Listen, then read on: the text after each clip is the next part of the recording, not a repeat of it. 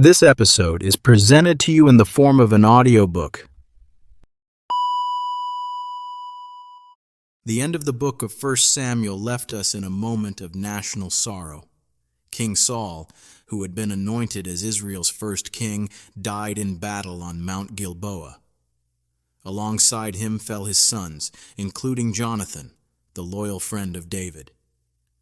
The Philistines, Israel's fierce enemy, not only killed Saul and his sons, but also desecrated their bodies, hanging them on the wall of Beth-shan.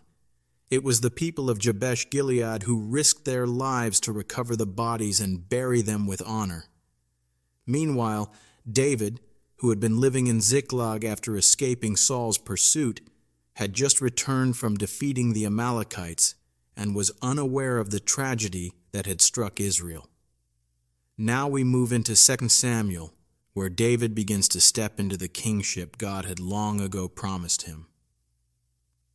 After David returned from striking down the Amalekites, he remained in Ziklag for 2 days. On the third day, a man came from Saul's camp. His clothes were torn, and there was dust on his head, a clear sign of grief and mourning. When he reached David, he bowed down to the ground to show respect. David immediately asked him where he had come from, and the man replied that he had escaped from the Israelite camp. David, with deep concern in his voice, asked, "What happened? Tell me." The man explained that the people had fled from the battle, and many of them had died. He added that Saul and Jonathan were also dead. This news struck David hard, but he wanted to know more, so he asked how the man knew they were dead. The man claimed that he had happened to be on Mount Gilboa and saw Saul leaning on his spear, badly wounded. The enemy was closing in. Saul looked behind him and called out to the man, who said he was an Amalekite. Saul then asked him to come closer and end his life because he was in great agony. According to the man's words, he killed Saul and took his crown and armlet to bring them to David, believing it would please him. But David's reaction was not what the Amalekite expected. David and all his men tore their clothes. They mourned, wept, and fasted until evening for Saul, for Jonathan, and for all the people of Israel who had died in the battle. It was a moment of deep sorrow, not celebration. Then David asked the man, "Where are you from?" The man replied, "I am the son of a foreigner, an Amalekite." David questioned how he dared to kill the Lord's anointed. He then called one of his young men and said, "Go and strike him down." The young man obeyed, and the Amalekite died. David's final words to him were chilling. "Your blood is on your own head. You admitted to killing the Lord's anointed." Afterward, David composed a song of lament for Saul and Jonathan. He ordered that it be taught to the people of Judah, and it was recorded in the book of Jashar. The lament began with the words, "Your glory, O Israel, lies slain on your heights. How the mighty have fallen." David's poem mourned the loss of Saul and Jonathan, honoring them both despite the troubled relationship he had with Saul. He described Jonathan's love as more wonderful than that of women, showing the deep bond they shared. The song ended again with the line, "How the mighty have fallen, and the weapons of war have perished." After this time of mourning, David sought guidance from the Lord. He asked, "Shall I go up to any of the towns in Judah?" The Lord answered, "Go up." Then David asked, "Where shall I go?" And the Lord replied, "To Hebron." So David went there with his 2 wives, Ahinoam of Jezreel and Abigail, the widow of Nabal of Carmel. David also took his men and their families, and they settled in the towns around Hebron. There the men of Judah came and anointed David king over the tribe of Judah. This was the beginning of David's reign, though only over 1 tribe for now. The rest of Israel still did not accept him as king. David then sent a message to the men of Jabesh-Gilead, thanking them for showing kindness to Saul by burying him properly. He blessed them and prayed that the Lord would reward them. He also hinted that they should now be loyal to him, as the Lord had anointed him king over Judah. But Saul's former army commander, Abner son of Ner, was not ready to let go of Saul's house. He took Saul's remaining son, Ishbosheth, and made him king over Israel in Mahanaim, across the Jordan. Ishbosheth was 40 years old and reigned for 2 years. However, the tribe of Judah remained loyal to David, who ruled in Hebron for 7.5 years. Then began a conflict. Abner and his men from Ishbosheth's camp went to Gibeon, and Joab, David's commander, also brought David's men to meet them. They sat down on opposite sides of the pool of Gibeon. To test strength or resolve, Abner suggested that young men fight, and 12 from each side rose and fought. They all fell together. The place was named Helkath Hazarim. A fierce battle followed. David's men defeated Abner's forces, but during the fight, Asahel, Joab's brother, chased Abner relentlessly. Asahel was fast, like a wild gazelle, and would not turn aside. Abner warned him to stop and not force him to kill him, but Asahel refused. So Abner struck him with the butt of his spear, and it pierced him fatally. Joab and Abishai, Asahel's brothers, continued chasing Abner until sunset. They reached a hill where Abner gathered his troops and made a final stand. He called out to Joab, asking, "Must the sword devour forever?" Joab agreed to end the fight, and both sides went their separate ways. David's men had the upper hand. Only 19 were killed, while Abner's side lost 360 men. Asahel was buried in Bethlehem, and Joab and his men marched all night back to Hebron. As time passed, war continued between the house of Saul and the house of David. But David grew stronger, while Saul's house became weaker. During his reign in Hebron, David had 6 sons by 6 different wives: Amnon, Chileab, Absalom, Adonijah, Shephatiah, and Ithream. Meanwhile, a power struggle began within Saul's camp. Abner was gaining influence. One day, Ishbosheth accused Abner of sleeping with Saul's concubine, a woman named Rizpah. This insulted Abner, who felt his loyalty was being questioned. Furious, he declared that he would now support David and help transfer the kingdom to him. Abner sent messengers to David, asking for a covenant. David agreed, but only on one condition: that Abner return Michal, Saul's daughter and David's first wife. She had been given to another man named Paltiel, but David still considered her his wife. Abner complied, and Michal was taken from Paltiel, who followed her weeping until Abner told him to go home. Abner then began negotiating with Israel's elders and leaders. He reminded them that they had once wanted David to be king, and that now was the time to act. He met with the tribe of Benjamin and then traveled to Hebron to speak directly with David. David received him warmly, and they shared a feast together. But just as peace was being formed, Joab returned from a raid and heard that Abner had been with David. Joab was angry. He didn't trust Abner and believed he was spying. Worse, Joab wanted revenge for Asahel's death. Without David's permission, Joab lured Abner back and stabbed him in the stomach in a quiet part of the city. When David heard the news, he was deeply grieved. He declared that he had no part in Abner's death and placed a curse on Joab's family. David ordered a public mourning, walked behind Abner's coffin, and wept openly at his grave. He even composed a lament for Abner. The people saw David's sorrow and knew he had not approved of the killing. This moment deepened their respect for him.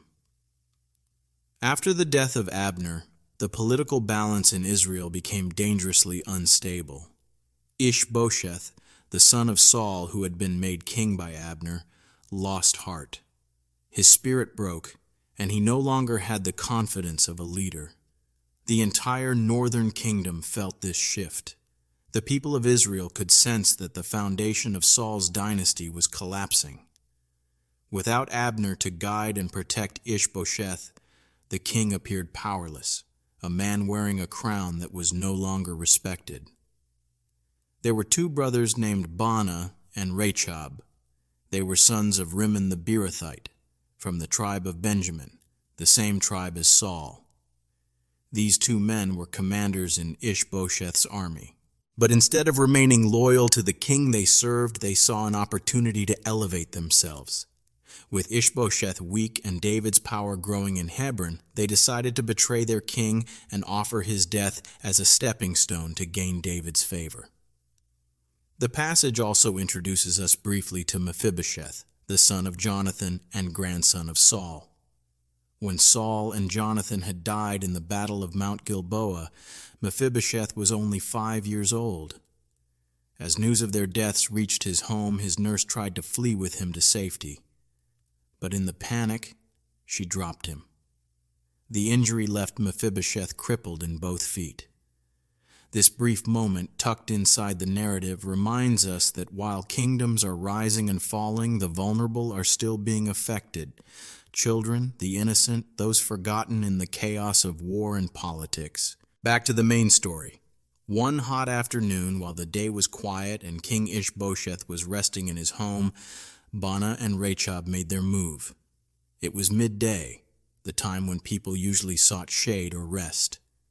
The palace would have been calm, the guards likely relaxed, perhaps even asleep at their posts. The brothers used this silence to their advantage. They quietly entered the house, made their way into the king's room, and found him lying on his bed. There was no struggle, no chance for the king to defend himself. They stabbed him in the stomach, a cruel and deliberate killing of a man who trusted them. But that was not enough for Baanah and Rechab. After killing the king, they went further. They cut off his head. This gruesome act was not just murder, it was a calculated message. They intended to bring Ishbosheth's severed head to David as proof of the deed. This was not an act of justice. It was ambition cloaked in betrayal. They believed they were eliminating David's enemy and expected to be rewarded as heroes for securing the throne for him. They traveled all night, covering miles to reach Hebron, carrying the king's head with them. When they arrived, they stood before David and presented it as if it were a gift.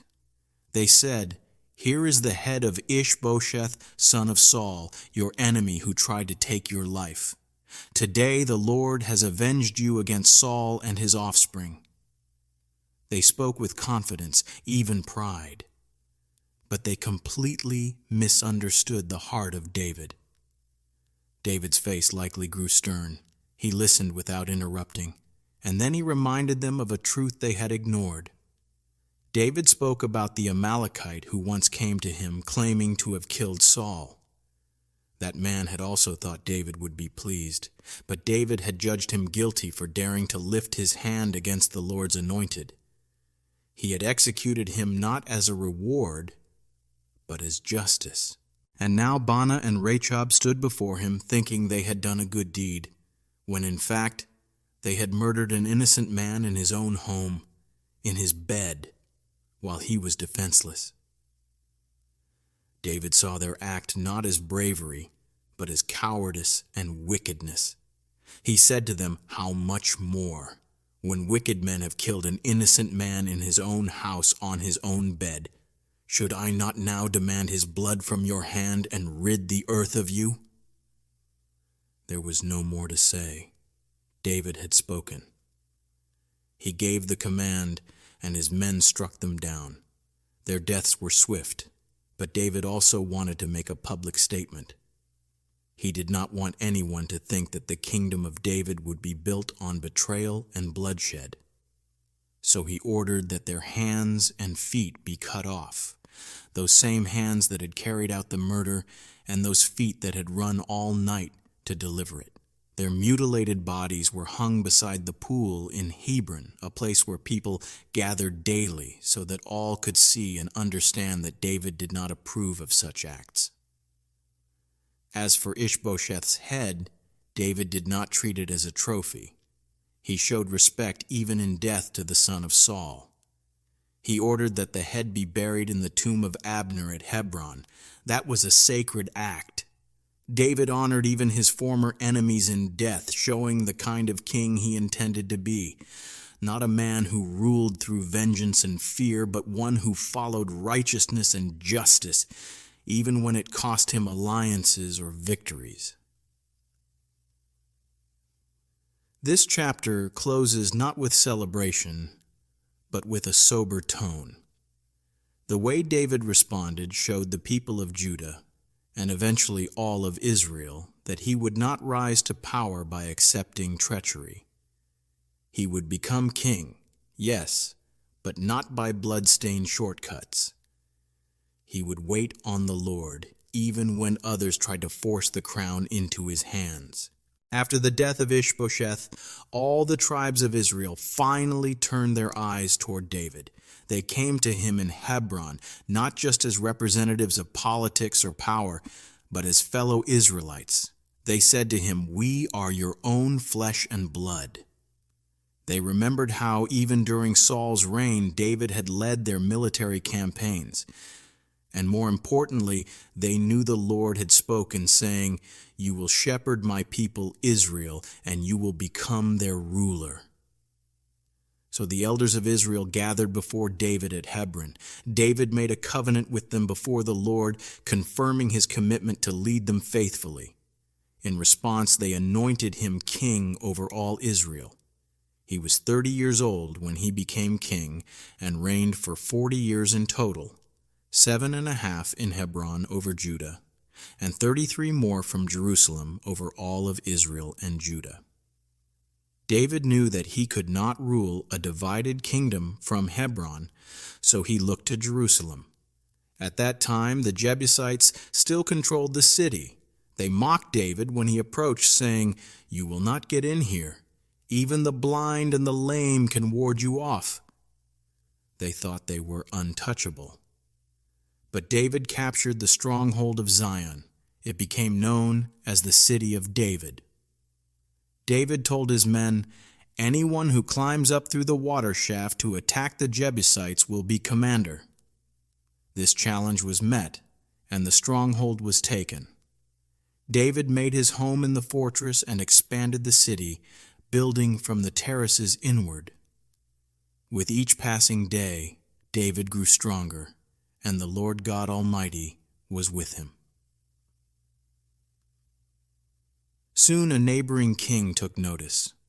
Hiram, the king of Tyre, sent messengers to David, along with cedar logs, carpenters, and stonemasons. They built a palace for him in Jerusalem. This wasn't just an act of diplomacy, it was a recognition of David's growing stature. David understood that the Lord had established him as king for the sake of his people, Israel. As his reign grew, so did his family. David took more wives and concubines in Jerusalem and had many sons and daughters. Among the sons born to him there were Shammua, Shobab, Nathan, and Solomon. But David's success didn't come without resistance. When the Philistines heard that David had been anointed king over Israel, they went up in full force to search for him. David heard about it and went down to the stronghold. He didn't rush into battle. Instead, he asked the Lord, "Shall I go and attack the Philistines? Will you deliver them into my hands?" And the Lord answered, "Go, for I will surely deliver them into your hands." David went to Baal-perazim and defeated them there. He said, "As waters break out, the Lord has broken out against my enemies before me." That's why the place was called Baal-perazim, meaning the Lord who breaks through. The Philistines abandoned their idols there, and David's men carried them away. But the enemy came again and spread out in the valley of Rephaim. David once more inquired of the Lord, and this time God told him not to attack straight on. Instead, he was to circle around behind them and wait for the sound of marching in the tops of the poplar trees. That sound would be the sign that the Lord had gone ahead of him to strike the Philistines. David obeyed exactly, and he struck down the Philistines from Gibeon all the way to Gezer. After the Lord had given David rest from his enemies and established him as king over both Judah and Israel, his heart turned to something far greater than political strength.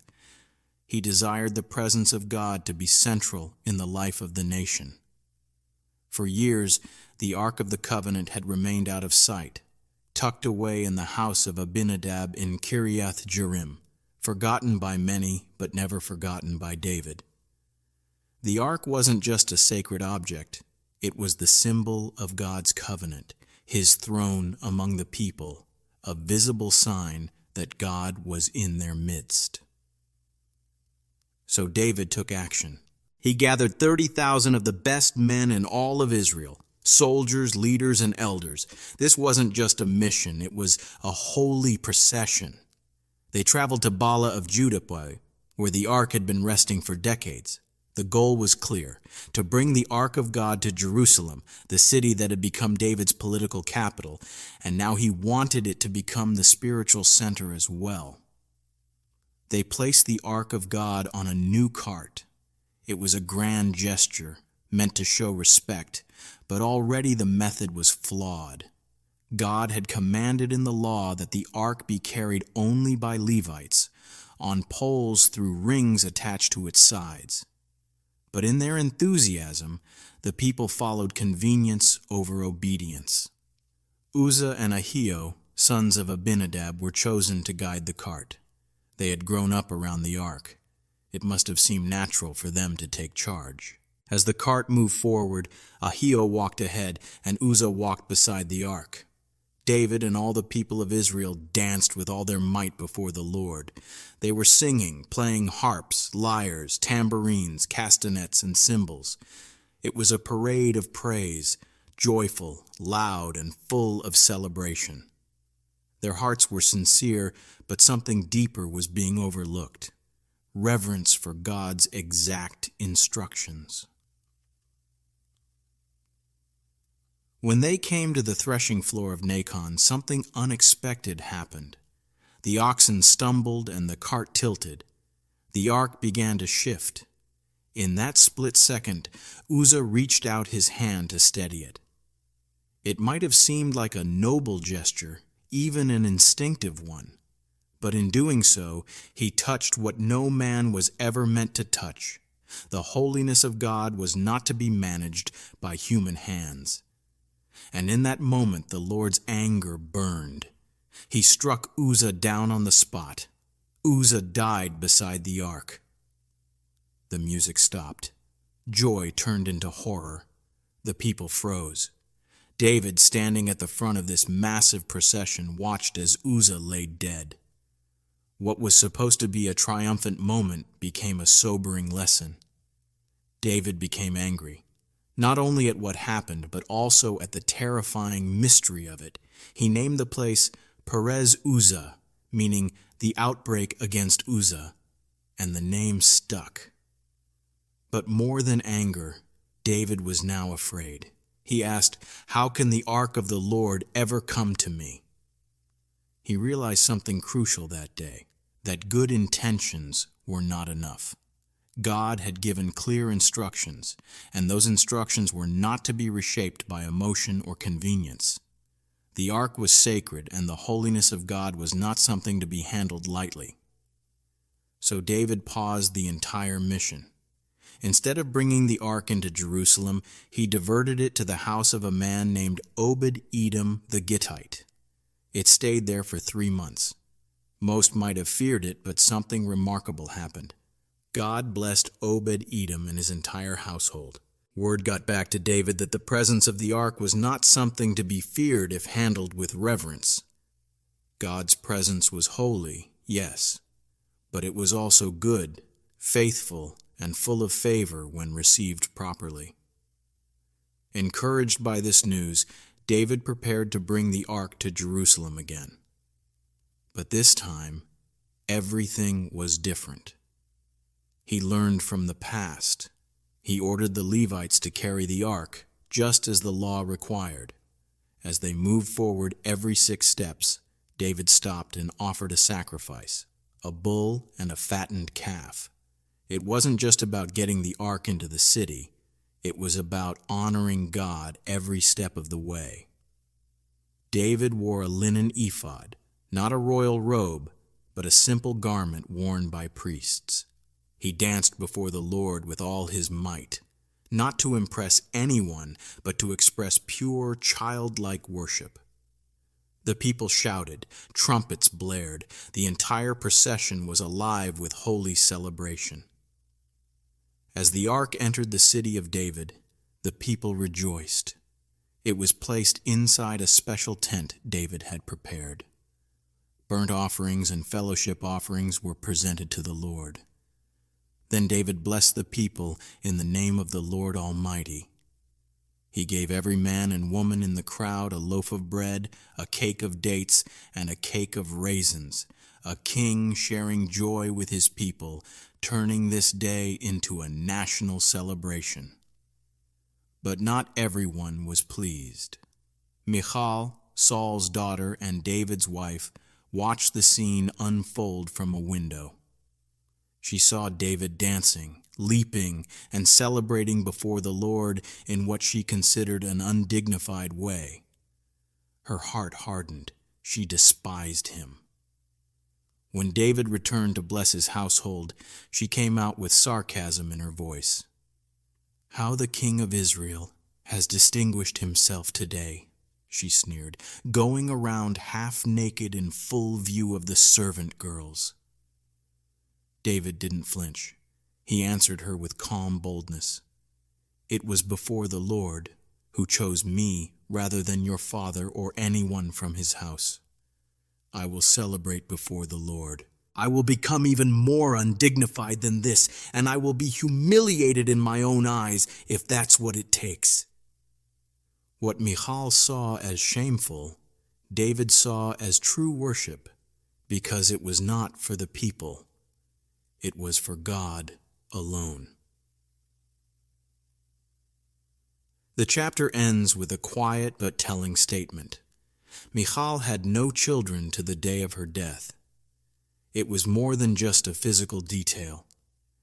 It marked the spiritual distance between her heart and the presence of the Lord. She remained barren, not only in body but in spirit, because she chose pride over praise.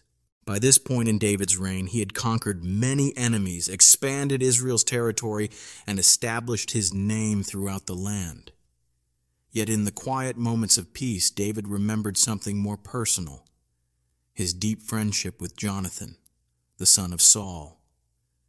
Though Jonathan had died in battle years earlier, David had never forgotten the love and loyalty they shared.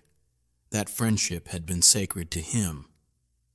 One day, David asked a question that revealed the kind of man he still was at heart.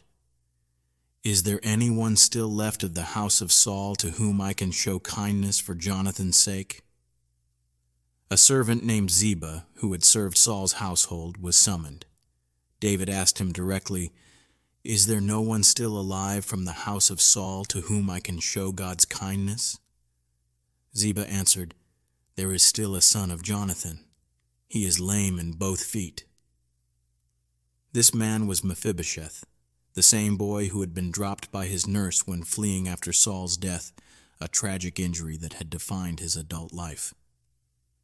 David asked where he was, and Ziba told him that Mephibosheth was living in Lo-debar, at the house of a man named Machir. Lo-debar was far from Jerusalem, both in distance and in meaning. It was a forgotten place, a name that literally means no pasture. Mephibosheth was hidden there, forgotten by many, crippled, with no status, no power, and no inheritance. But David sent for him. When Mephibosheth came to David, he fell on his face before the king. David spoke his name kindly, "Mephibosheth." The young man answered, "At your service." He was terrified. He probably assumed David wanted to eliminate the last remnants of Saul's household, a common practice among kings seeking to protect their throne. But David said, "Do not be afraid. I will surely show you kindness for the sake of your father Jonathan. I will restore to you all the land that belonged to your grandfather Saul, and you will always eat at my table." It was too much for Mephibosheth to process, too much for. He bowed again and said, "What is your servant that you should notice a dead dog like me?" That was how low he saw himself, a forgotten, broken man unworthy of grace. But David saw him through the lens of covenant, not condition. David then turned to Ziba. He told him that all the land once owned by Saul would now belong to Mephibosheth, and that Ziba, along with his 15 sons and 20 servants, would farm it for him. But Mephibosheth would not need it to survive. He would always eat at David's royal table. He would not be treated as a subject, but as a son. So Mephibosheth moved to Jerusalem and lived in the king's palace. Though he was lame in both feet, he was honored daily by the king.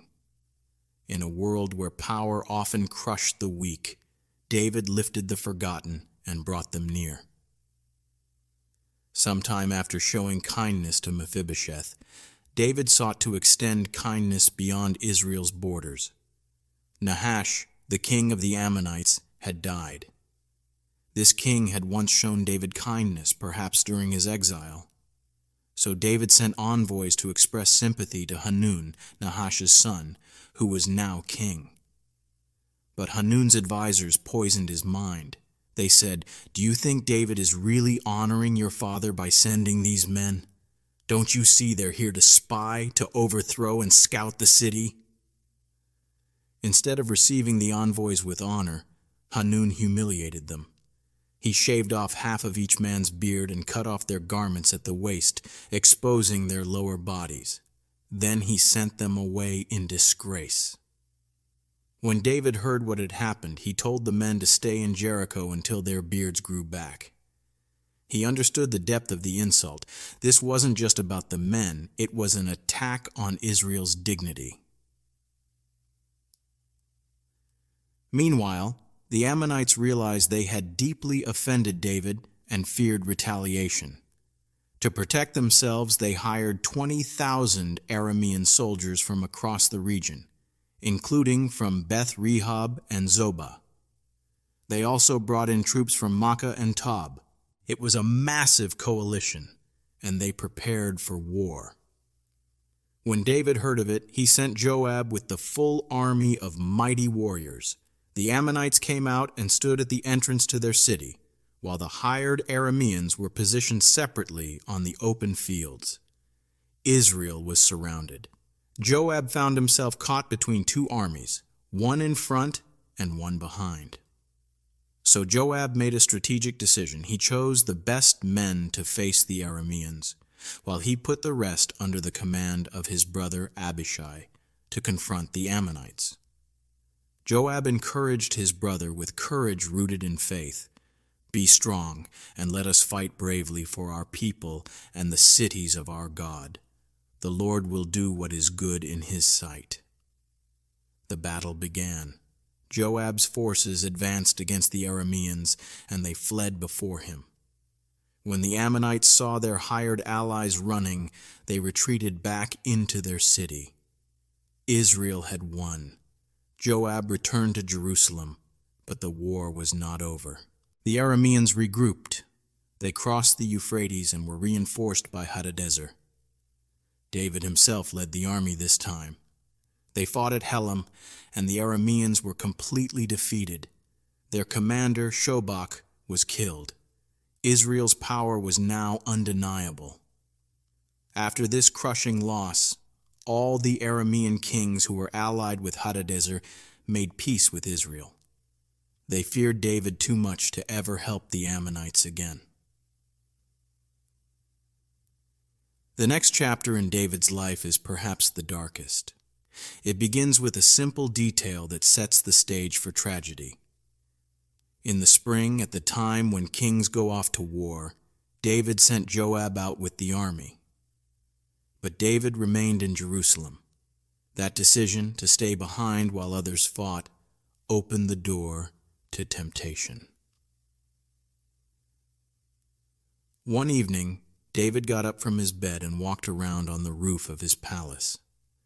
From that high place he saw a woman bathing. She was very beautiful. Instead of turning away, David lingered. He asked about her. A servant responded, "She is Bathsheba, the daughter of Eliam and the wife of Uriah the Hittite." The message was clear. She was a married woman. But David ignored the warning. He sent messengers to bring her to him. She came, and David slept with her. Later, she sent word back, "I am pregnant." Now David had a problem, and instead of confessing, he tried to cover it up. He sent for Uriah, Bathsheba's husband, a loyal soldier in his army. David greeted him like a friend, asked about the war, then sent him home, hoping he would sleep with his wife and think the child was his. But Uriah didn't go home. He slept at the entrance to the palace with the servants. When asked why, he said, "The ark, Israel, and Judah are staying in tents, and my commander Joab and the army are camped in the open field. How could I go to my house and eat and drink and lie with my wife?" His loyalty and honor exposed David's failure. David tried again. This time he got Uriah drunk. But even in his drunkenness, Uriah didn't go home. So David sent him back to the battlefield, with a letter in his hand. It was his own death sentence. David wrote to Joab, "Put Uriah in the front where the fighting is fiercest, then pull back so he will be struck down and die." Joab obeyed. Uriah was placed near the wall of the enemy city, and when the defenders attacked, Uriah was killed. Other soldiers died too, just to mask David's crime. Joab sent a report to David, hinting at the risk but noting Uriah was dead. David replied coldly, "The sword devours one as well as another. Press the attack." The message was clear: bury the guilt and move on. After Bathsheba heard of her husband's death, she mourned. But when the mourning period ended, David took her as his wife, and she bore him a son. To the people, it looked like a king taking care of a widow, but God saw everything. The final line of the chapter says it all. But the thing David had done displeased the Lord. The Lord sent Nathan the prophet to David. He didn't start with direct accusations. He told a story. There were two men in a town, one rich and one poor. The rich man had many sheep and cattle, but the poor man had only one little ewe lamb. He raised it like a daughter. It ate from his plate, drank from his cup, and slept in his arms. Nathan continued, "One day, a traveler came to the rich man, but the rich man didn't take one of his own sheep. Instead, he took the poor man's lamb, killed it, and prepared it for the guest." David burned with anger. "As surely as the Lord lives, the man who did this must die," he said. "He must pay 4 times over because he had no pity." Then Nathan said, "You are the man." He revealed everything. "This is what the Lord says. I anointed you king. I delivered you from Saul. I gave you his house and his wives. If that had not been enough, I would have given you even more. Why did you despise the word of the Lord? You struck down Uriah and took his wife. The sword will never depart from your house." Nathan continued, "Out of your own household I am going to bring calamity. What you did in secret, I will do in broad daylight." David was broken. "I have sinned against the Lord," he said. Nathan responded, "The Lord has taken away your sin. You are not going to die, but the child born to you will." The baby became ill. David fasted and prayed for 7 days. He refused food. He lay on the ground, but on the seventh day the child died. The servants were afraid to tell him, but when David saw them whispering, he knew. He got up, washed, changed his clothes, and worshipped. Then he ate. His servants were confused. David explained, "While the child was alive, I fasted, hoping God would spare him. But now he is dead. Why fast? Can I bring him back? I will go to him, but he will not return to me." Then David comforted Bathsheba. She bore another son, and they named him Solomon. The Lord loved him. Nathan delivered another message. God had given Solomon a second name, Jedediah, which means beloved of the Lord. Meanwhile, Joab fought the Ammonites and captured the royal city of Rabbah. He called David to finish the battle and claim the victory. David came, took the crown from the Ammonite king, and placed it on his head. He took great plunder and forced the people into hard labor. The war ended, but David's heart had changed. He was no longer just a warrior king. He was a man humbled by grace, forever marked by mercy. David's household, once a symbol of God's blessing, began to unravel. The seeds of dysfunction that had been sown earlier began to bear bitter fruit. The chapter opens with the story of Amnon, David's eldest son. He was supposed to be the heir to the throne, the future of David's lineage. But instead of showing wisdom or character, he was overtaken by desire, misguided and destructive. Amnon became obsessed with Tamar, his half-sister, the full sister of Absalom. Tamar was beautiful, and Amnon believed he was in love with her. But this wasn't love rooted in respect or honor. It was lust, driven by selfishness. He grew frustrated to the point of illness because he couldn't be with her. Tamar was a virgin, and under Israelite law, women like her were protected. Amnon had no right to approach her. But Amnon had a cousin named Jonadab, a shrewd and crafty man. Jonadab saw how troubled Amnon was and asked what was bothering him. Amnon confessed his feelings, and instead of correcting him, Jonadab offered a plan. Pretend to be sick, ask for Tamar to come and serve you food, and get her alone.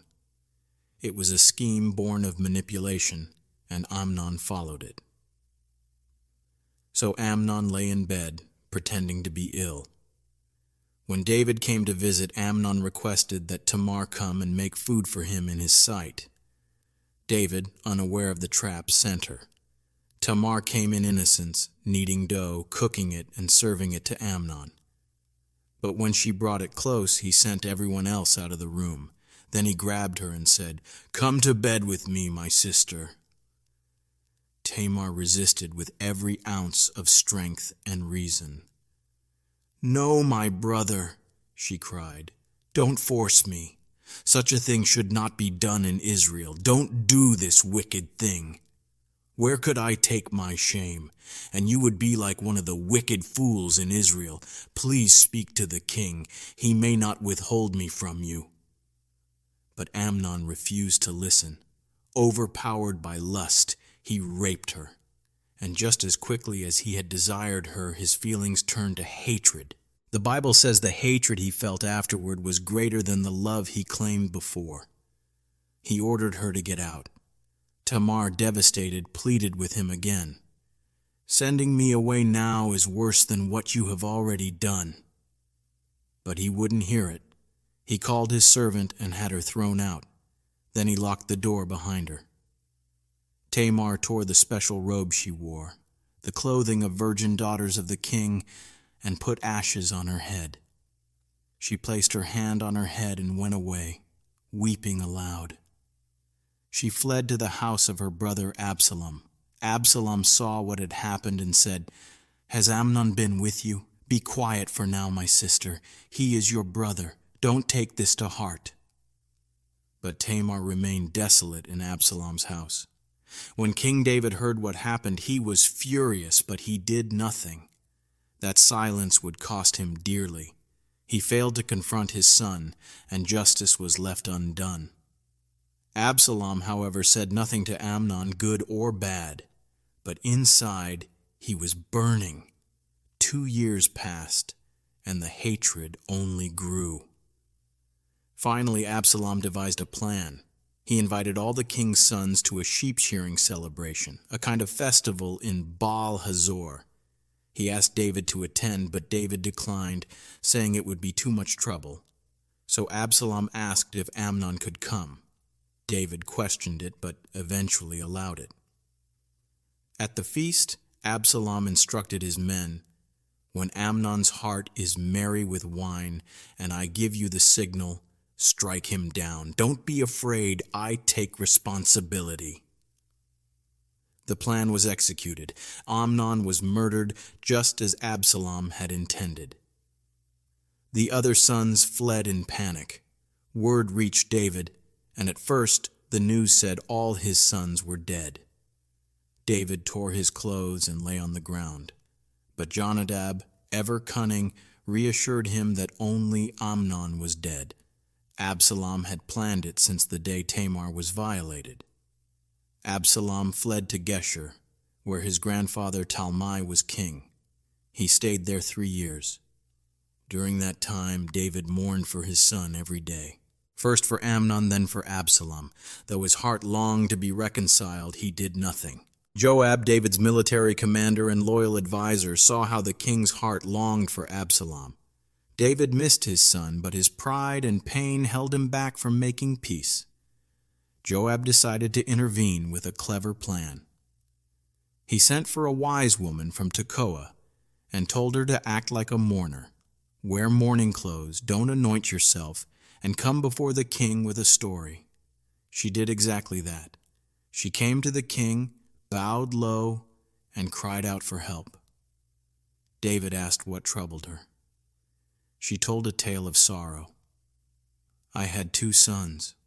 They fought in the field, and one killed the other. Now the whole family wants to put the surviving son to death for murder. But he's the only one left. If they kill him, my husband's name will be gone forever."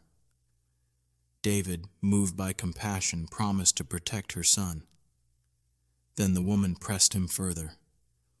"Why have you done the very same thing to your own son? You have spoken against yourself by not bringing Absalom back." Her words pierced David's heart. She reminded him that we all must die, but what mattered was reconciliation while life remained. David, suspecting Joab's hand in all this, asked, "Did Joab put you up to this?" She admitted it, and David sent for Joab. The king told him, "Go, bring back the young man Absalom." Joab was overjoyed. He bowed low and blessed the king. He traveled to Geshur and brought Absalom back to Jerusalem. But David was still not ready for full reconciliation. He said, "He must go to his own house. He is not to see my face." So Absalom lived in Jerusalem but never saw the king. Now Absalom was strikingly handsome. The Bible says there was no flaw in him from the top of his head to the soles of his feet. He had thick, heavy hair that he cut once a year. He also had 3 sons and a daughter named Tamar, named after his sister. She too was beautiful. 2 years passed, and still David would not see Absalom. Finally, Absalom sent for Joab to intercede, but Joab ignored him. So Absalom ordered his servants to set Joab's field on fire to force his attention.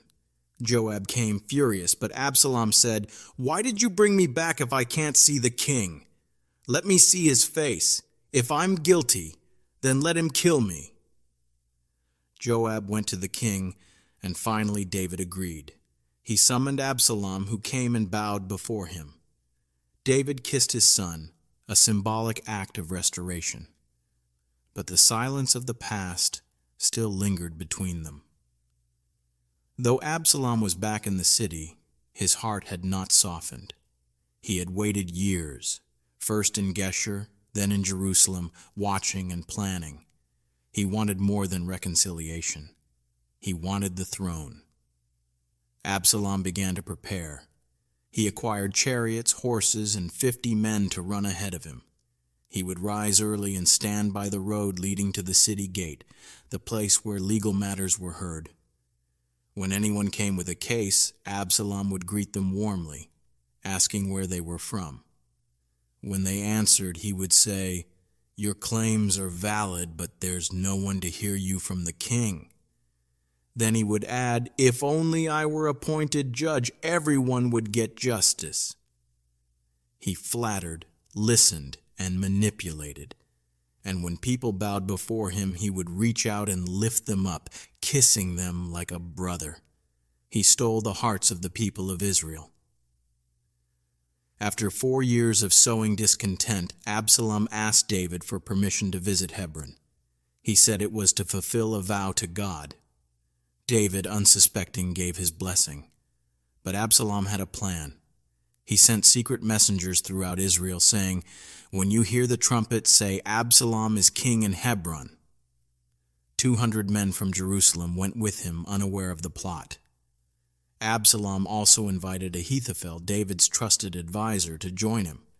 When Ahithophel defected, it gave the rebellion credibility. A messenger came to David with chilling news. "The hearts of the people of Israel are with Absalom." David knew the danger. He gathered his servants and fled Jerusalem. He said, "If we delay, Absalom will overtake us." They crossed the Kidron Valley and climbed the Mount of Olives, weeping as they went. David sent the ark of God back with the priests. He trusted that if God was pleased, he would bring him back. He told Zadok and Abiathar to stay in the city as spies. As David ascended the Mount of Olives, barefoot and weeping, a man named Hushai met him. David sent Hushai back to Jerusalem to pretend to support Absalom and frustrate Ahithophel's counsel. As David and his weary followers continued their escape from Jerusalem, the journey was heavy, not just in miles, but in emotion. Every step away from the city reminded David of what he had lost. His son had risen against him. His advisors were split. The people's hearts were turning. Yet he walked, not as a warrior, but as a father in sorrow, a man deeply aware of God's sovereignty and his own failures. As he passed over the crest of the Mount of Olives and began to descend, a man suddenly approached. It was Ziba, the former servant of Saul, now managing the estate of Mephibosheth, Jonathan's son, whom David had honored and welcomed into his own household like one of his own sons. Ziba was not empty-handed. He brought 2 donkeys loaded with supplies, 200 loaves of bread, 100 bunches of raisins, 100 summer fruits, and a skin of wine. David, surprised but still composed, asked, "Why have you brought these?" Ziba responded with calculated humility, "The donkeys are for the king's household to ride on, the bread and fruit are for the young men to eat, and the wine is for those who become exhausted in the wilderness." It sounded like an act of loyalty, a timely gift to a fallen king. David then asked the obvious question, "Where is your master's grandson?" referring to Mephibosheth, the one who should have been at David's side. Ziba lowered his voice, but his words were sharp. "He is staying in Jerusalem because he said, 'Today the house of Israel will restore to me the kingdom of my grandfather.'" Those words must have stung David's heart. Was it betrayal? Did Mephibosheth really think David's fall was his chance to claim the throne of Saul? At a moment when trust was rare and wounds were fresh, David responded immediately, perhaps too quickly. "Everything that belonged to Mephibosheth is now yours," he said to Ziba. And Ziba bowed low, saying, "May I find favor in your eyes, my lord the king." But as we'll learn later, Ziba was lying. He had twisted the truth to manipulate a grieving man and secure power for himself. No sooner had David digested this supposed betrayal than another storm approached, this time in the form of open hostility. As the king's caravan walked along the road, a man from the same clan as Saul's family came out, shouting and throwing stones. His name was Shimei, the son of Gera. With boldness fueled by hatred, he hurled curses at David and his officials. Get out, you murderer, you scoundrel!" Shimei screamed, his voice echoing through the hills. "The Lord has repaid you for all the blood you shed in Saul's household. You took his place, and now your son has taken your kingdom from you. The Lord has given it into Absalom's hands. You deserve this." The king's bodyguards could barely contain themselves. Abishai, the hot-blooded brother of Joab, had heard enough. He turned to David and said, "Why should this dead dog curse my lord the king? Let me go over and cut off his head." But David did not allow it. He looked tired, not just physically, but deeply in spirit. "What do you and I have in common, you sons of Zeruiah?" he asked. "If he is cursing because the Lord said to him, 'Curse David,' who can ask, 'Why do you do this?'" David was not just tolerating insults, he was submitting to them as part of a bigger judgment he believed God might be working through. He continued, speaking more to himself than anyone else.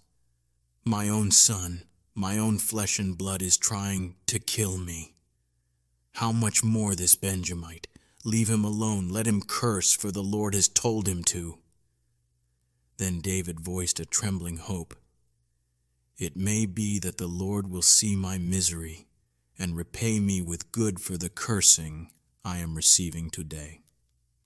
So David and his men continued walking, while Shimei followed on a hillside, yelling curses, throwing stones, and kicking up dust. The image was painful. The king of Israel, God's anointed one, walking under a rain of insults, harassed by a single bitter man. It was a scene of public humiliation, yet David refused to retaliate. He bore the shame with quiet dignity, leaving judgment in God's hands. Eventually they reached a place of rest. The people were exhausted, drained by the physical journey and the emotional weight of everything that had happened. David and his followers paused to catch their breath, to eat, and to gather strength. But the battle for his throne was still raging elsewhere. Back in Jerusalem, Absalom had arrived in triumph. He entered the city with the very counselor who had once served David, Ahithophel. David's friend Hushai, whom he had sent back as a spy, also arrived. Absalom saw him and asked, "Is this how you show loyalty to your friend? Why didn't you go with David?" Hushai answered wisely, "I am here because I serve the one the Lord, the people, and all the men of Israel have chosen. As I served your father, so I will serve you." It was a carefully crafted answer, true in tone, but false in intent. Hushai's mission was not to support Absalom, but to sabotage him from the inside. Absalom, flattered, welcomed Hushai. Then he turned to Ahithophel for counsel. Ahithophel gave a ruthless suggestion. "Sleep with your father's concubines, whom he left to take care of the palace. Then all Israel will hear that you have made yourself repulsive to your father, and the hands of all who are with you will be strengthened." It was brutal advice, but Absalom followed it. A tent was set up on the roof of the palace. The same rooftop where David had once sinned with Bathsheba now became the stage for public disgrace. Absalom lay with his father's concubines in full view of all Israel. It was a bold, defiant act that burned the bridge of reconciliation. It was the final sign that war was inevitable. The chapter ends by stating that Ahithophel's advice was regarded as if it came from God himself. Such was his reputation, trusted, respected, and feared. But a greater wisdom was already at work. God was using even betrayal and humiliation to shape the story. Inside the palace now ruled by Absalom, the tension was thick. David was on the run, but he was still a threat. Everyone knew the next step would determine who would rule Israel. Absalom turned to his most trusted advisor, Ahithophel, the man whose counsel was considered as weighty as a divine oracle. Ahithophel spoke with chilling precision. "Let me choose 12,000 men," he said. "Tonight I will pursue David while he is weary and discouraged. I will strike down only the king. I'll bring the rest of the people back unharmed." The plan was sharp, surgical. Kill David and the rebellion would end with minimal bloodshed. It sounded like wisdom. It was the fastest path to power. Absalom and the elders of Israel liked it. But God had already begun to defeat the wisdom of Ahithophel, just as David had prayed. Absalom then called Hushai, David's planted friend, and asked for a second opinion. Hushai responded carefully, weaving doubt into the king's mind. "This time, Ahithophel's advice is not good," he said. "You know your father. He is a warrior. Right now, he's angry, bitter, and hiding like a wild animal. If you attack and lose even a few men, word will spread that your army is being slaughtered. The people will lose heart." Then Hushai appealed to pride. "My advice? Wait. Gather all Israel, from Dan to Beersheba, a sea of people, as numerous as the sand on the shore. Then go to battle with David yourself. Overwhelm him like dew that falls on the ground. Not one will be left." It was dramatic. It was national, and it fed Absalom's ego. Absalom took the bait. He and the leaders of Israel rejected Ahithophel's precise strike and chose Hushai's slower, grander plan. The trap was working. Immediately Hushai sent word to David through the priest's sons. "Cross the river now, tonight," he warned. "You must not wait. Absalom has delayed, but danger is coming." A young man spotted the messengers, and they were forced to hide in a well. A woman covered the opening with a cloth and scattered grain over it. The pursuers passed by. Once it was safe, the young men ran to David and delivered the message. That very night, David and his people crossed the Jordan before morning light. Meanwhile, Ahithophel saw what had happened. His counsel was rejected. He knew what it meant. The plan to end the war quickly had failed, and Absalom would lose. So he went home, set his affairs in order, and hanged himself. His death was quiet, dignified, and deeply tragic. A man of unmatched counsel, undone by pride and politics. David moved on to Mahanaim, where the people brought supplies, beds, food, drink, and all they could offer. They said, "The people are hungry, tired, and thirsty in the wilderness." It was a gesture of loyalty and hope. The king had not been forgotten. David took stock of his people and prepared for battle. The moment he had tried to avoid was now here. He divided the army into 3 divisions, under Joab, Abishai, and Ittai the Gittite. The people wanted David to lead them into battle, but he declined. "If I go and we lose, the enemy will target me. You're worth 10,000 of us," they told him. David agreed to stay behind at the city gates.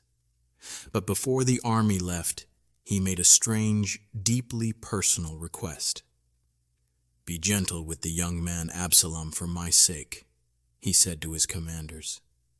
Everyone heard it. Even in rebellion, even in betrayal, Absalom was still his son. The battle took place in the forest of Ephraim, and it was fierce. But David's forces were better organized and more experienced. The forest itself seemed to fight for them. More men died that day from the terrain than by the sword. Absalom was among the fleeing troops, riding a mule. As he passed under the branches of a large oak tree, his thick hair got caught in the branches, and the mule kept going. He was left hanging, caught in the tree, helpless.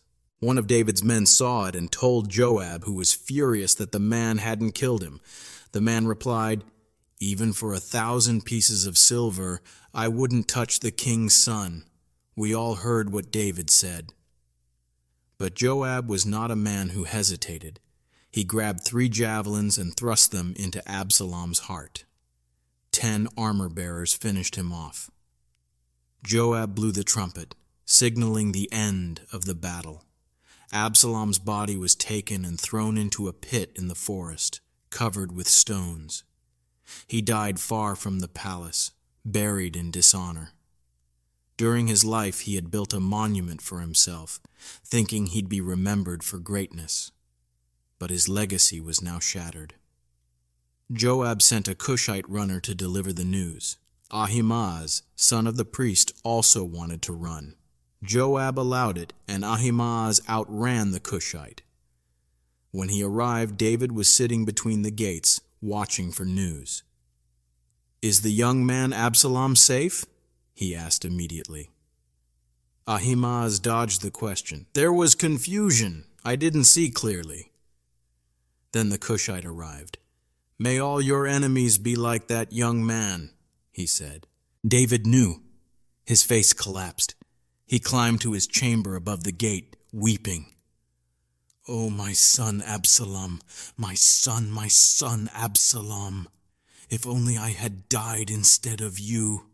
Oh, Absalom, my son, my son." The wail of a broken father echoed over a kingdom just rescued. The victory should have been a moment of triumph, but it was not. David's grief consumed everything. The people returned to the city quietly, like soldiers ashamed after a defeat.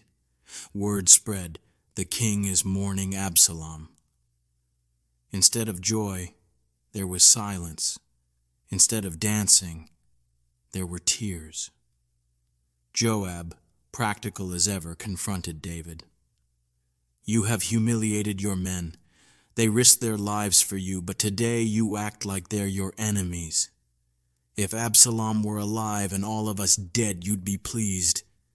Go out now and speak to your men, or by nightfall, not one of them will be left." David wiped his face, stood up, and took his seat at the gate. The people came.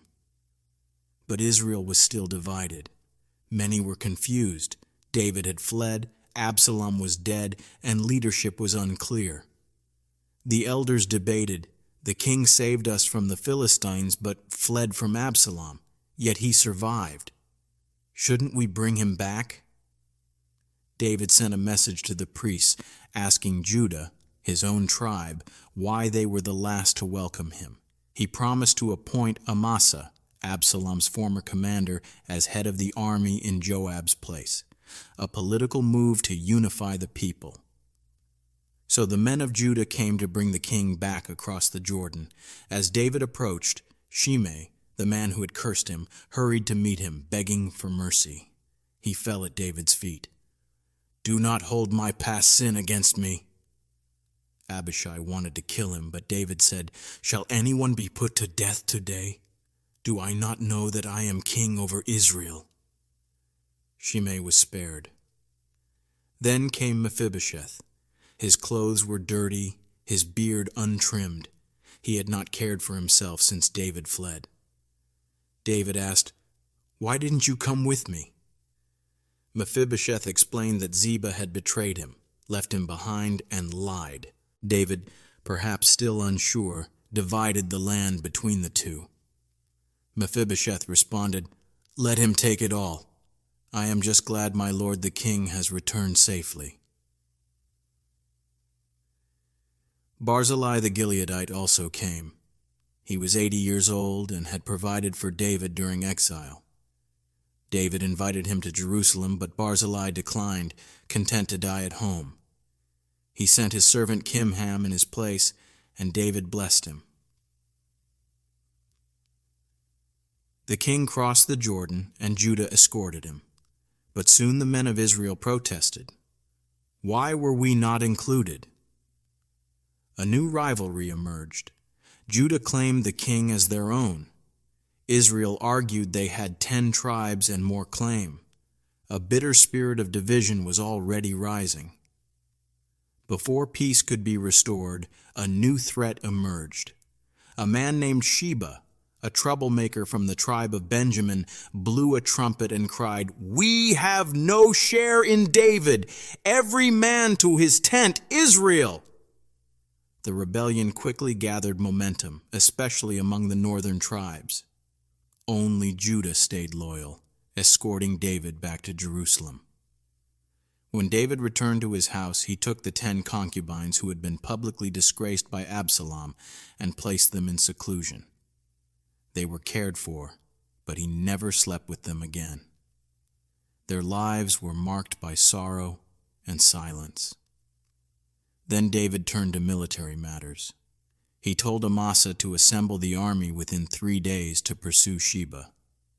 But Amasa delayed.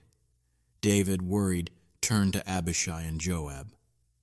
As they pursued Sheba, Amasa finally arrived, but Joab was not pleased. Joab greeted him with false warmth. "Are you well, my brother?" he asked. And as Amasa leaned in, Joab struck him with his sword, one swift blow that spilled his intestines on the road. Joab stepped over the body and continued the march. Eventually the army surrounded the city of Abel, where Sheba was hiding. They built siege ramps and began battering the wall. A wise woman from the city cried out, "Tell Joab to speak with me." When Joab came, she asked why he would destroy a peaceful city. "We are faithful Israelites," she said. Joab explained he only wanted Sheba. The woman replied, "His head will be thrown to you over the wall." She went to the people, and they killed Sheba and threw his head out. Joab blew the trumpet. The battle was over. Joab remained in command. David's administration was restored. Benaiah over the royal guard, Jehoshaphat as recorder, Zadok and Abiathar as priests, and Sheva as secretary. The rebellion had been crushed, but under the surface, unity was cracking. The shadows of betrayal, blood, and political compromise had left marks on the kingdom of David that would not be easily erased. During David's reign, a famine struck the land, and it did not pass quickly. Year after year, the skies withheld rain. For 3 consecutive years, the people suffered. Crops failed, hunger spread, and no answer seemed to come. Finally, David sought the Lord. He knew that such a prolonged famine was not ordinary. It was divine judgment. God answered David, "It is because of Saul and his blood-stained house. He put the Gibeonites to death." This took David back into Israel's history, back to the days of Joshua, when Israel had made a covenant with the Gibeonites, promising to spare them. But Saul, in his zeal, had tried to annihilate them, breaking that sacred oath and shedding innocent blood. David summoned the Gibeonites to make things right. He asked what atonement could be made. They did not want silver or gold, nor did they ask for vengeance against the nation of Israel. Instead, they asked for justice. "Give us 7 of Saul's male descendants to be executed before the Lord in Gibeah." David agreed, but he spared Mephibosheth, Jonathan's son, because of his sacred covenant with Jonathan. He chose 7 others from Saul's line, 2 sons of Rizpah, Saul's former concubine, and 5 grandsons born to Michal, Saul's daughter. David handed them over to the Gibeonites, who executed them on a hill before the Lord during the early days of the barley harvest. Rizpah, the mother of 2 of the slain men, stayed there. She spread sackcloth on a rock and kept watch from the beginning of the harvest until the rain came. For months, she kept wild animals away by day and birds away by night. Her devotion was so fierce, so silent, that word reached David. Deeply moved, David gave orders. He had the bones of Saul and Jonathan brought from Jabesh Gilead and gathered the remains of the executed men. They were buried with honor in the family tomb of Kish, Saul's father. After that, the famine lifted. The land breathed again. The wrath of God was satisfied. Then the text shifts, back to war. The Philistines rose again, and David, though older now, went out to battle. But his strength failed. A Philistine giant named Ishbi-Benob sought to kill him, but Abishai stepped in and saved David's life. After this, David's men swore he would never go to battle again, lest the lamp of Israel be extinguished. In the following battles, more descendants of the giants, Goliath's kin, were defeated. Men like Sibbecai and Elhanan struck down warriors with monstrous strength. In one battle, a giant with 6 fingers on each hand and 6 toes on each foot taunted Israel, but Jonathan, David's nephew, killed him. These victories showed that the giants of the land were not immortal. The courage of David's men raised under his leadership brought down every last one. Chapter 22 is a song, David's song. As the years passed and battles turned to memories, David looked back on his life and wrote a song of gratitude. This was not just poetry, it was a spiritual journal in song form. He began with praise. The Lord is my rock, my fortress, and my deliverer, my shield, the horn of my salvation, my stronghold. These weren't metaphors for David, they were memories. When Saul chased him, when Goliath mocked him, when Philistine armies surrounded him, God had been his escape. David remembered crying out, "In my distress I called to the Lord." He described how the earth trembled. Smoke came from God's nostrils, fire from his mouth, how God reached down, rode the clouds, and rescued him. David saw the heavens not as distant stars, but as the ceiling from which God himself came down to fight for him. God, he said, reached down and pulled him out of deep waters, rescued him from enemies too strong for him. He brought me out into a spacious place, David wrote. He rescued me because he delighted in me. It was a declaration of God's personal affection. David reflected on how God had rewarded him for walking in his ways. Not because he was perfect, but because he kept his heart aligned with God. To the faithful, you show yourself faithful, he sang. To the pure, you show yourself pure. He praised God's power. With your help, I can advance against a troop. With my God, I can scale a wall. He saw God as a shield, a pathmaker, and a strength giver. God made him as steady as a deer on rocky heights. He trained his hands for battle, gave him strength for war. David didn't just celebrate personal victories. He praised God for subduing nations, extending his rule, and protecting him from those who hated him. You preserved me as the head of nations, he sang. The final verses were full of exaltation. The Lord lives. Praise be to my rock. David honored God for all he had done, for showing unfailing kindness to him and his descendants. As David neared the end of his life, he spoke once more, not as a warrior, but as a prophet. His final words were not about armies or palaces, but about leadership rooted in God's Spirit. These are the last words of David. The chapter begins. He described himself as the man exalted by the Most High, the anointed by the God of Jacob. He didn't talk about crowns or victories. He said, "The Spirit of the Lord spoke through me. When one rules in righteousness, he is like the morning light, like the brightness after rain that brings new grass." He acknowledged that though his house had been troubled, God had made an everlasting covenant with him. "Will he not bring it to fruition?" David asked. trusting even as his strength faded. Then came a record, a tribute to his mighty men. These were the warriors who had stood by David when no one else did, who had faced impossible odds and won. There was Josheb-Basshebeth, chief of the three. He killed 800 men in one encounter.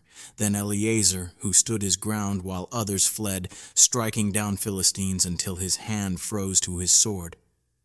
And Shammah, who defended a lentil field alone while others ran, fighting until the Lord brought a great victory.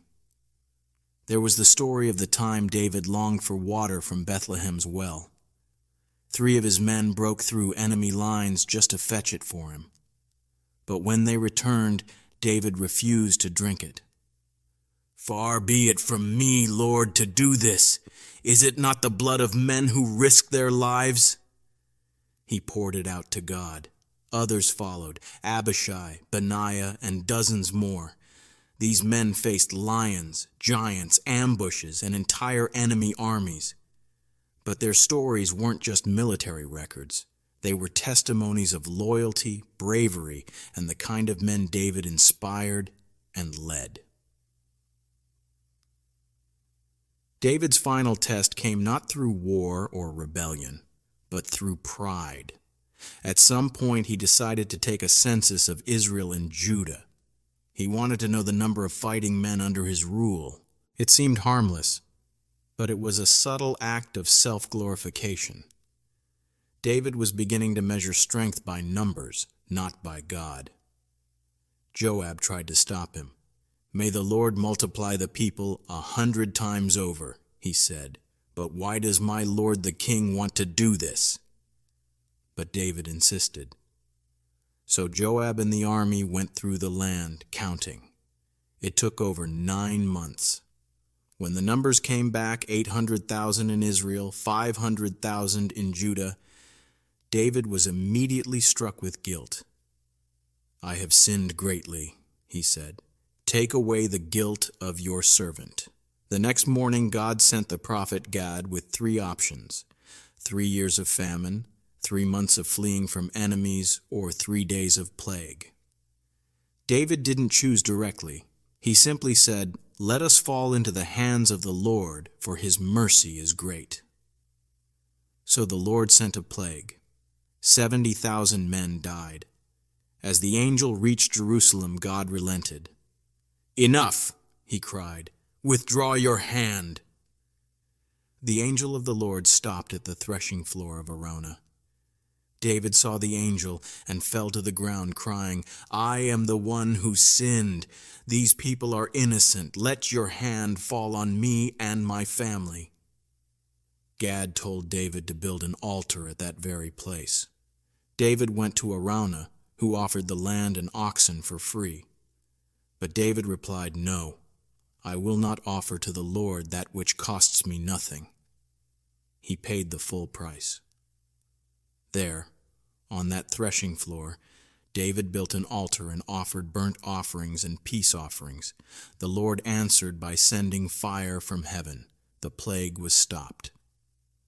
That very place, Araunah's threshing floor, would later become the site of the temple. From a moment of judgment came the foundation of worship. This is the end. If you found this video valuable, don't forget to give it a thumbs up. It really helps share God's word with more people. And if you haven't already, hit that subscribe button and turn on all notifications so you never miss out on powerful biblical teachings.